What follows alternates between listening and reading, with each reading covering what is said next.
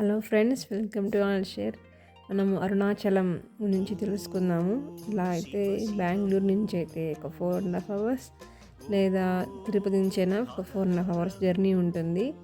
So మనకు పంచభూతాలైనటువంటి వాయువు, ఆకాశం, భూమి, అగ్ని, నీరు అలా ఉన్నాయి కదా.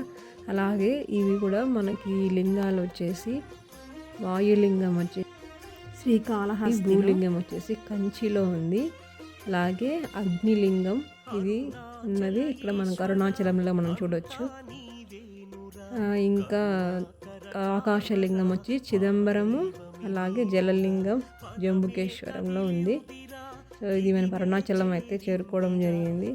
ఇక్కడ అమ్మవారిని అన్నామలై, అలాగే స్వామిని తిరువన్నామలైలో ఇలా మనము అరుణాచలేశ్వరుడు లేదా తిరువన్నామలై నుంచి తిరువన్నామలై అనేసి చెప్తారు. తిరు అంటే శ్రీ, అన్నామలై అంటే కొండ, పెద్ద కొండ అనేది.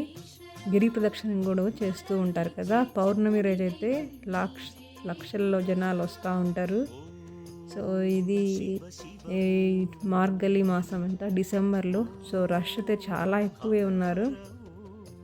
సో ఎప్పుడైనా మనం టెంపుల్స్కి ప్లాన్ చేసుకోవాలి అంటే ఇలా హాలిడేస్లో ప్లాన్ చేసుకుంటే మాత్రం రష్లో వెళ్ళాల్సి ఉంటుంది. మాకు 4.5 hours జర్నీ టైం అయితే పట్టింది. సో ఇలా లోపలికి వెళ్ళిన తర్వాత మళ్ళీ ఇలా 100 rupees టికెట్ లేదా నార్మల్ అన్నీ చెప్పారు. 50 rupees టికెట్ అయితే తీసుకున్నారు. రష్ అయితే చాలా ఎక్కువే ఉన్నారు. పెద్దవి ఇలా గోపురాలు 4 ఉంటాయి. 4 గోపురాలు క్యూ లైన్ అంతగా నార్మల్గా వెయిట్ చేయాల్సి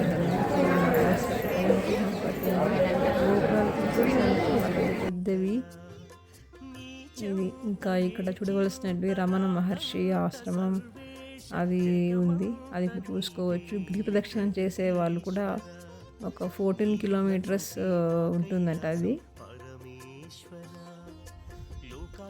సో లోపలికి వెళ్ళిన తర్వాత మనకు ఇలా చాలా ప్రశాంతంగా దర్శనం అయితే చేసుకుంటాము. లోపల చూసేదంతా మనకి చాలా బాగుంటుంది. ఓం నమః శివాయ.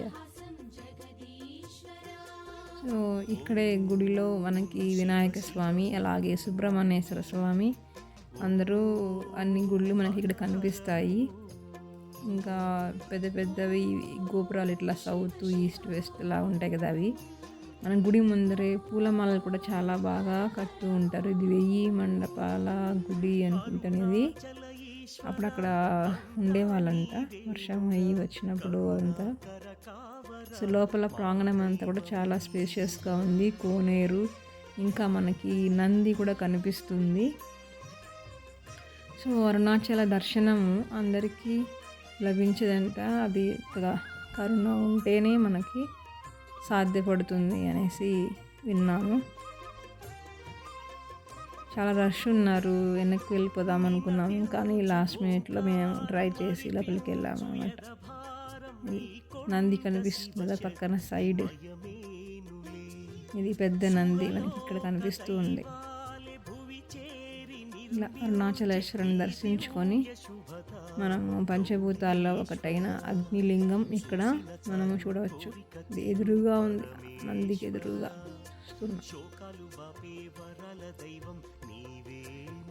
మీరు కూడా ఒకసారి ఎప్పుడైనా వీలైనప్పుడు దర్శించుకోవడానికి ట్రై చేయండి. హాలిడేస్లో మ్యాక్సిమం అవాయిడ్ చేసుకుంటే బెటరు. లేదంటే క్యూ రష్ ఎక్కువగా ఉంటారు, ఎక్కువ టైం పట్టడానికి అలా ఉంటుంది. గిరి ప్రదక్షిణ కూడా చేయాలంటే ఆల్మోస్ట్ ఒక 5 to 6 hours పడుతుందంట. సో తమిళనాడు, చెన్నై మామూలుగా ఇక్కడ ఎక్కువ ఎండగానే ఉంటుంది కాబట్టి సో ఎర్లీ మార్నింగ్ అలా ప్లాన్ చేసుకోవడం మంచిది. ఓం నమః శివాయ. మొత్తానికి మేమైతే దర్శనం చేసుకోగలిగాము. చాలా హ్యాపీగా అనిపించింది. లోపలంతా ఇట్లా సీలింగ్ కూడా మొత్తం మార్గలి మాసం అని తమిళనాడు వాళ్ళకి ఇది మంచి ఫేమస్. సో ఈ మాసంలో ఎక్కువ రష్ అయితే ఉంటారంట, ఎక్కువ దర్శించుకోవడం అది జరుగుతూ ఉంటుంది. సో జై అరుణాచలేశ్వర స్వామి నమ. ఇంకా దర్శనం అంతా అయిపోయిన తర్వాత ఇక్కడ బయటికి వస్తే అదే లోపలే ఆలయంలోనే మనకు ప్రసాదాలు అవి ఇస్తూ ఉంటారు. ఇక్కడ అందరూ పోయి ఫస్ట్ టోకన్స్కి ఒక లైను, మళ్ళీ ప్రసాదాలు తీసుకోవాలంటే ఇంకొక లైను ఉంటుంది. అలా వెళ్ళి తీసుకొని వచ్చి ఇక్కడ మనం అందరు కూర్చొని ప్రసాదాలు అవి తీసుకొని తింటున్నారు. ఇలా బయటకు వచ్చి చూస్తే మన గోపురం చుట్టూ పక్షులు ఎప్పుడు తిరుగుతూనే ఉంటాయి. అక్కడ ప్రదక్షిణ చేస్తూ ఉన్నట్లుగా మనకు అనిపిస్తూ ఉంటుంది.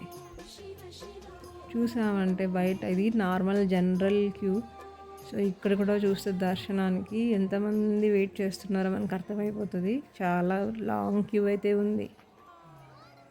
చూడండి పక్షులు ఎలా, బర్డ్స్ అన్నీ ఎలా తిరుగుతూ ఉన్నాయి ఆకాశంలో. అది. So thank you for watching. Please